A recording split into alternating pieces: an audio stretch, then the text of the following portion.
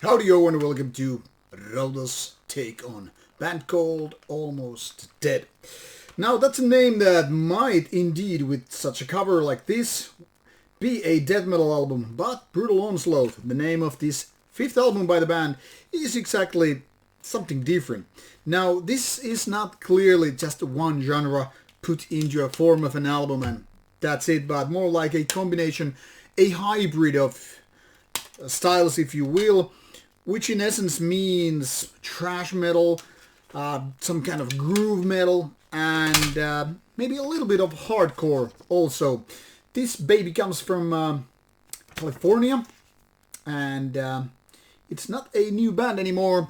These guys have been paving their way for quite some time, and here we have this 51 minutes of an album which delivers some aggression, some heavy ass pounding, and of course some decent songwriting. Now where it gets more peculiar, however, is that this combination of different styles isn't gonna speak to an audience all that wide. That is, I guess you have to have a soft spot for some kind of a American metal to make it count, because, well, let's be honest about it, when you have a certain kind of music, it speaks to certain kind of audience for certain kind of culture. And unless you're really one of those that, hey, everything goes, doesn't matter where he's coming from, well, you're kind of bound to get disappointed when too many styles overlap and when they're not coming from your favorite territory. Now, with this disclaimer, it's kind of safe to say that Almost Dead does good what they're doing, but it's not for everybody. Brutal Onslaught runs indeed for some 51 minutes, which is quite a long journey, given that this style is more about aggression. One could say it's an American version or equivalent to what is, especially in Europe, seen this kind of a hardcore crust thing combined with metal. I mean, you have this kind of a D-beat background definitely there, but you then again have this groovy trashiness also. Now, the difference between these two are sometimes, not always, that American counterparts have way more this kind of a hardcore mentality. So it's very different from this more like punk style from European countries. Now, I may totally be wrong. This is just my experience with the bands. So, for example, if I were to compare these to, say, Finnish or Swedish kind of bands, and by no means I'm no expert on anything, and even less with punk and hardcore styles, but this is not exactly that kind of a dirty way, but more about this kind of a, I don't know, to me it feels like this kind of college stuff, maybe even straight edge. You know, when you're like, anti-drugs, but let's go play some basketball and hit the gym and, eat healthy and all that stuff. And then you have your fingers waving about some issues in society and all that stuff. Now, I'm not saying this is exactly that, but there is definitely something very American with the music. And of course, it's not a bad thing if you're into that kind of music. But most of all, this is about thrash metal. And then you have these certain kind of groovier parts, which are definitely nodding to some other kind of American bands. I'm not saying it's like Pantera, but there is definitely that kind of American grooviness part of this music anyway.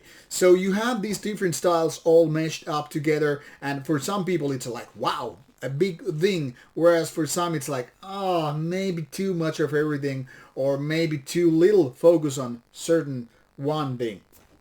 Now, be it as it may, this band comes quite aggressive.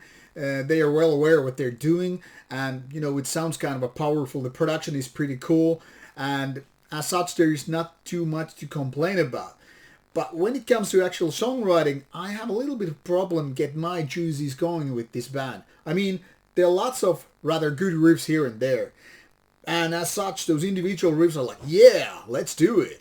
But when it comes to the full songs, I often feel like the band is just kind of lost in the territory. It's like the first or second riff can be really powerful, but the rest of the song is more like, okay, it's just okay. It's not that, heavy or loaded or groovy or, catchy. So whereas individual songs may feel like, okay, this is my go-to track when I'm gonna hit for my personal records at the gym. I'm gonna feel so pumped and whatever. And the rest of the album is more like, okay, this is too much. I don't know if this had worked better if it had been some 30 minutes of an album. But with 51 minutes and not having enough variety and catchiness is kind of like too much, and you feel these, wear down effect when you're like midway through, you're like, okay, I got it. Now I need something else. But the band still keeps pushing for another 15-20 minutes, like, okay, we're not done yet. You gotta have your finishers. But you don't really want finishers on your album, unless it's a really good outro or whatever, maybe a cover track. But with this kind of stuff where the songs are not exactly good, you just get like too much. Even with, Metallica albums, and they have better songwriting in general, they have this kind of feeling. Think about Black Album. I mean, it has a lot of good tracks, but too much is too much. And eventually you're gonna just hit the stop button and save something for later on. It's like having those leftovers. This is just obviously my opinion. If you're into this kind of stuff, obviously go check it out. Just don't get yourself fooled that this is a death metal album, but just because it has this kind of a dismemberish cover art or name that sounds really badass death metal. This is mostly about thrash metal with some hardcore punk and groove metal mentality, and boom, that's where there it is.